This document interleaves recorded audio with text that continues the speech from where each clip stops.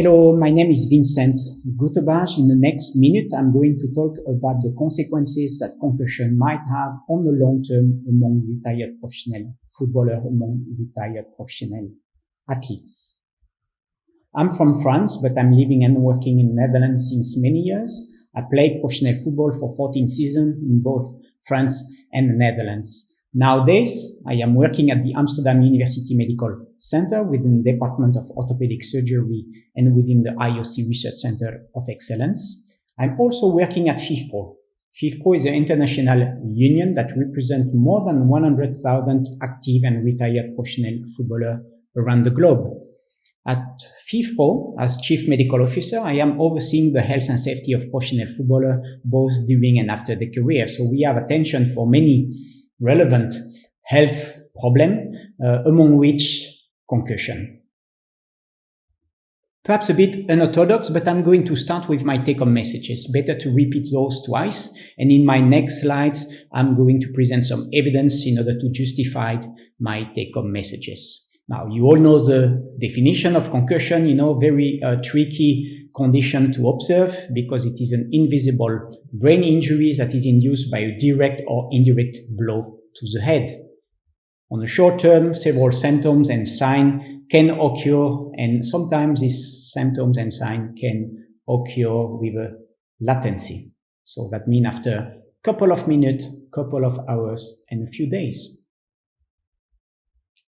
When it comes to concussion recognition, a particular attention should be given to some key observations, key signs, some red flags, for instance, tonic posturing or lying motionless.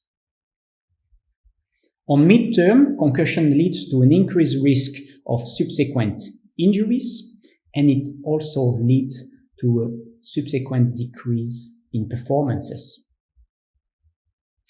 At present time, there is no conclusive and robust evidence about the long-term effect of concussion, but there are some indications that concussion might lead on the long term to cognitive decline, mental health symptoms, and neurodegenerative diseases. Last but not least, it is imperative to recognize concussion properly, to report concussion and to remove any player potentially concussed from the field of play. I think especially in football, we need to recognize concussion better in order to protect players' health optimally.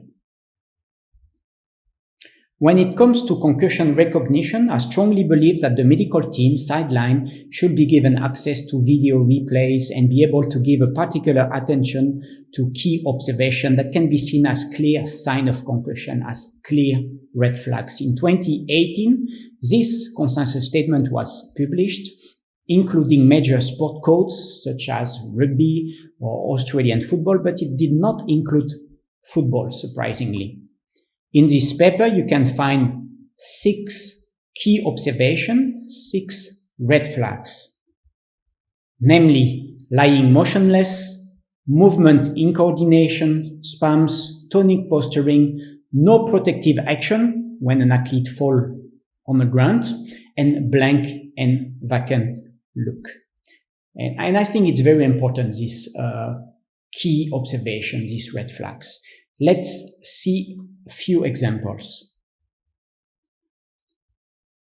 This is the final of the World Cup 2014 in Brazil. You might remember the concussion of Christoph Kramer from Germany. A direct blow to the head.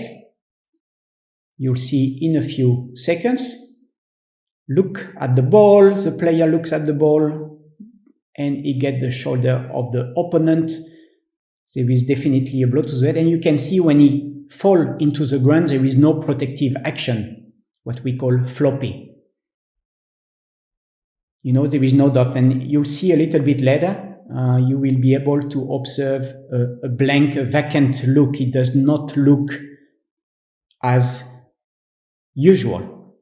And those are definitely key observation and red flag. And there was only one decision that should have been taken at that time, is to substitute this player. And you can see 14 minutes later, this player was substituted. Another example Also from the same World Cup in 2014 in Brazil, Alvaro Pereira from Uruguay, clear contact, knee, head, high-speed contact, very with a huge force. And yeah, there is also no doubt the player is lying motionless, and later you will also see some movement in coordination. Here you can see lying motionless, not sure whether he lost consciousness. It's difficult to observe from the video footage. And you will see when he's getting on his feet, you will see some movement in coordination from here. He's not very stable on his feet. And those are clear red flag, and this player should have been substituted as well. Another football example, during the World Cup 2018 in Russia with my former teammate Nordin Amrabat from Morocco, there is a shoulder-to-shoulder contact. So not to the head, you will see a little bit. And here again, no protective action when Nordin is falling on the ground. There is a tonic posturing of the upper extremity as well that can be observed. And this is a clear concussion. You can see his arm, left and right arm, tonic posturing. No doubt it is a concussion. A final example from another sport, rugby union, French match between Toulon and Montpellier. You can see here Nanu, the New Zealand world champion, lying motionless, tonic posturing, no protective action when he's falling on the ground. It is clear that there is a concussion here. Well, of course, in rugby union, for instance, they have a very different problem with concussion than we have in football. For one concussion occurring in professional football, around 150 concussions occur in professional ice hockey or American football or Australian football. And for one concussion occurring in professional football, you see 300 concussions occurring in professional rugby union. Of course, it's worth mentioning that concussions in football are not recognized properly. And regardless to the lower number of concussions in football by comparison to other high-speed collision sports, football stakeholders have tried to prevent the occurrence of concussion among players, at least to reduce the incidence of concussion. For instance, in 2006, just before the World Cup in Germany, the laws of the games were adapted and referees were asked to give a direct red card to any player using an elbow during heading duels. This laws change did lead to a decrease of the number of concussions after the following seasons. In ice hockey, for instance, they banned body check in the youth in order to decrease concussion risk. And that was very, very successful in Canada. In rugby union, recently, they adapted their rules to allow tackles made only lower than the shoulders and higher than the waist in order to decrease the risk for concussion. So the prevention of concussion is not always easy and feasible. Stakeholders try to reach preventive action, but there are some examples that are definitely worth mentioning. If we look at the short-term effect of concussion, we can see 5 main clusters of symptoms and signs.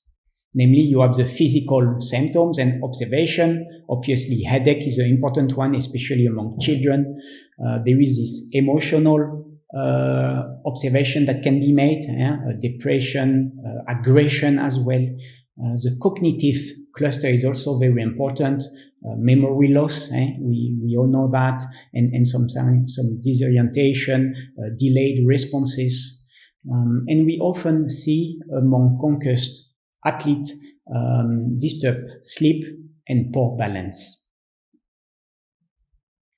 Very important to mention that the occurrence of these symptoms, of this sign, can be misleading because they can occur after a few minutes, after a few hours, or after a few days. And it's why you need to have sufficient time in order to do your examination with your player. Fortunately, we know that approximately 85% of all concussion recover within 10 days if you give the athlete sufficient rest.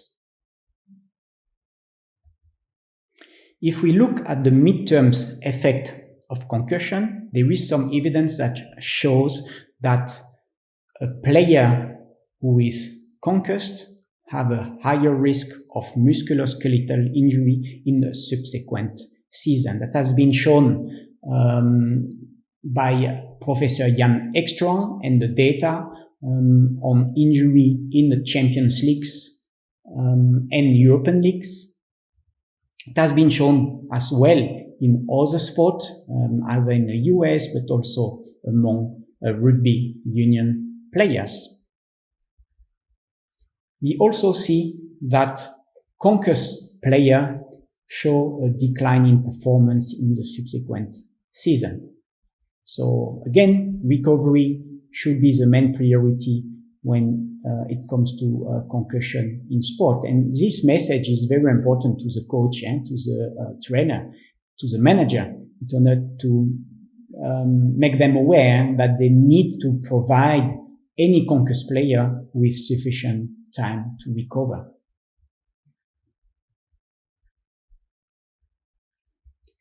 If we look at the long-term effect of concussion, there is no conclusive, robust scientific evidence about career-related concussion and long-term health effect.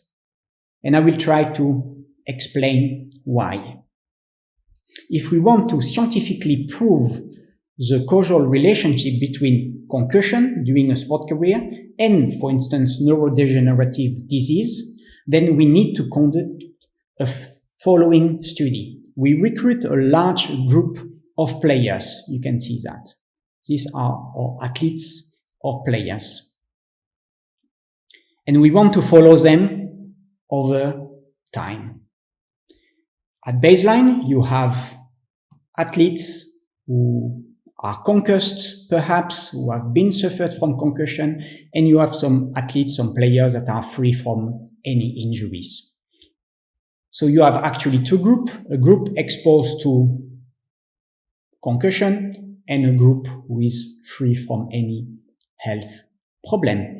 And you want to follow these both groups, the whole group of athletes, during many years, during many decades. And you observe in both groups who is going to develop, for instance, Alzheimer's disease or dementia. And the assumption that many makes, which is a logical assumption, is that in the group that was concussed in the past, then there is a higher risk for instance, Alzheimer's disease by comparison to those athlete players that were not concussed. But the problem here is that we need to follow our participants, or athletes, or players for decades, for 10, 20, 30 years, because we want to see the relationship between concussion and long-term health effects. And this is very, very difficult to do. It is very costly in time, also in resources.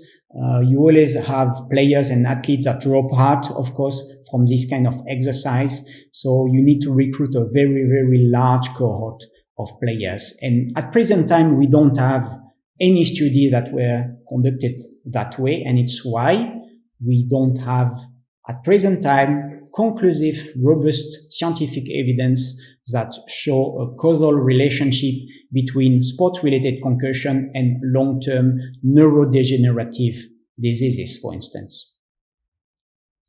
But we have some indication. More than 55 years ago, in the BMJ, the British Medical Journal, there were already some reports among boxers that concussion might lead to neurological problems on the long term. That was already documented many, many decades ago. Recently, the discussion has been ongoing, especially in the UK, in the media, and especially one study conducted by the University of Glasgow did lead to many media attention for the long-term effect of concussion. This is a study from Daniel Mackay, in which he showed that Scottish professional footballers had a higher risk to die from neurodegenerative diseases by comparison to the general population. Many limitations in these studies, especially because it includes Scottish players that were born between 1900 and 1975, so quite an old cohort. Nevertheless, as I said, we have some indication that sport-related concussions might lead to cognitive decline on the long term among retired professional athletes.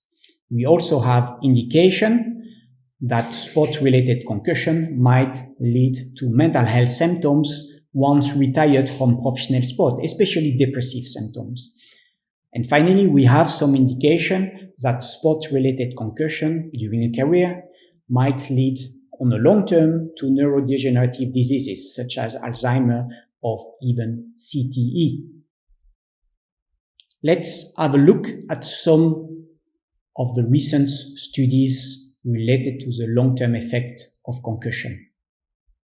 So this is a study that was conducted, I think, 2 or 3 years ago by Annika Prin among former elite football players, female players, and they showed that they perform cognitively similar to the general population. But there was some lower score observed on verbal memory. And generally, they show that the verbal fluency performance was impaired when a player had suffered from 2 or more concussions during a career. So from this perspective, among former elite female football players, there was not a clear decline of cognition shown. But if we look at the systematic review available, the systematic review of Cunningham about cognitive decline among retired athletes across different sport codes, well, he showed that history of concussion might more greatly affect the cognitive domains of memory, executive function, and psychomotor function among retired athletes by comparison to the general population. So this systematic review do indicate that there is perhaps a cognitive decline on the long term.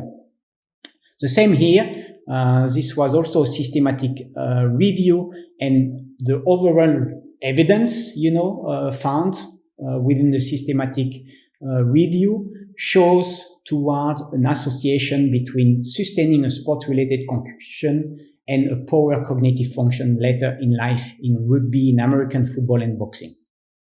So there is some indication for cognitive decline on the long term as a consequence of sport-related concussion. Let's look at mental health symptoms.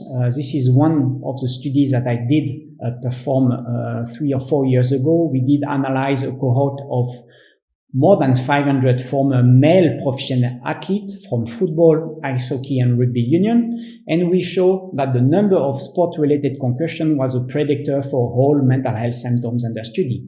And especially, we found that those retired athletes that had suffered during their career from 6 or more concussion were twice to 5 times more likely to report mental health symptoms by comparison to those athletes that did not suffer from concussion during the career. So we did find here some indication that concussion might lead on the long term to mental health symptoms.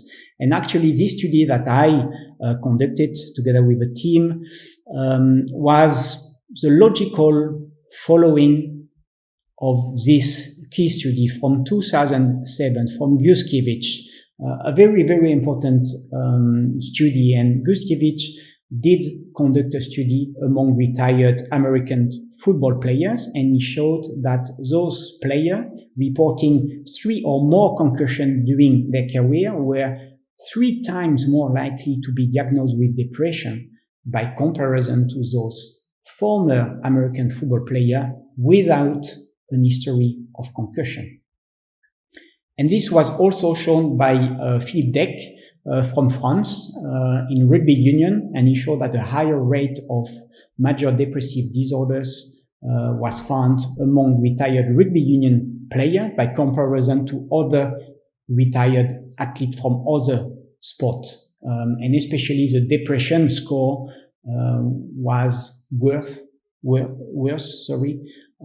the higher number of sport-related concussions. So there is indication that concussion might lead on the long term to mental health symptoms among retired professional athletes. And when it comes to mental health, I would like to mention the initiative of the International Olympic Committee. 1 year ago, approximately, the IOC Mental Health Working Group that I'm chairing did develop the Sport Mental Health Assessment Tool first version, the SMAT. The SMAT was developed by sport medicine physicians, for sport medicine physicians and 4 other licensed registered health professionals. And we strongly believe that the SMAT, as we called it, should be used within the regular screening program embedded in any professional sport, such as in professional football. We screen players before any season for musculoskeletal injury, for cardiological pathologies, and we should screen players as well for mental health symptoms and disorders. And the SMAT is now available freely and can be used, obviously, in elite sport and also in professional football. So perhaps something for you to consider in your day-to-day practice. So now we have some indication that concussion might lead on the long term to neurodegenerative diseases. Here's a study from Ling, only in 14 retired footballers with dementia, followed until their death for decades, and mixed neurodegenerative pathology were found, but a definitive link, this causal relationship could not be established. And the conclusion here is there is a need for further systematic investigation, obviously in a large population of former athletes. And this was approximately the same conclusion here in this systematic review. Former high school American football players were not at increased risk for neurodegenerative disease. That was shown in 2 studies, and some retired professional American football players were at increased risk, and that was shown by 1 study. So you can see some conflicting evidence here. And again, the advice of the author were that more research were needed to better understand the contribution of concussion sustained in sport for long-term health among former athletes. And this systematic review show approximately the same. They found that TBE patient might meet some diagnostic criteria for Alzheimer's disease, but again, a direct link between traumatic brain injury and Alzheimer's was not able to be made because there were many methodological problems. And again, here the author suggests that studies are needed, especially those prospective longitudinal disease, using some valid measurement of exposure, concussion, and outcome, namely neurodegenerative diseases. So almost my final slide. I'm going to repeat my take-home messages. So concussion it is the invisible brain injury that is induced by a direct blow to the head, but it can be induced by indirect blow to the head, for instance, after a shoulder-to-shoulder contact between two players. On the short term, 5 main clusters of symptoms and signs can be seen, either reported or observed. There are some red flags, some key observations that can be made, especially if you have access to the video footage. Think about lying motionless, movement in coordination, or tonic posturing. On the midterm, we know that concussion might lead to an increased risk of subsequent injuries, and we know that concussion might lead to a subsequent decline in performances. On the long term, we don't have conclusive, robust scientific evidence, but we have some indication that concussion might lead to neurodegenerative diseases, to mental health symptoms, and to cognitive decline. Last but not least, very important to recognize concussion properly, to report concussion, obviously, and to remove any player with a suspected concussion from the field of play. And this kind of message, recognize, report, and remove, it's what we try to disseminate to our player. FIFPRO, represent players, and as part of our work, we strive to educate players on many relevant domains, among which concussion. And 2 years ago, we developed a short educational video with Peter Cher and Eugénie Le Sommer. And I still think that this is a very great resource of information for players and staff members as well. It is freely available, and we even use it before the Women's World Cup 2019 in France, and we educate all teams, all national teams, just before the start of the World Cup. And my advice would be for you in practice, if you want to spend some time to educate your player, your staff member about concussion, then you can definitely use our video, and it is freely available, and you can find it easily on the internet. So that was my lecture. Thank you for your attention, and stay well.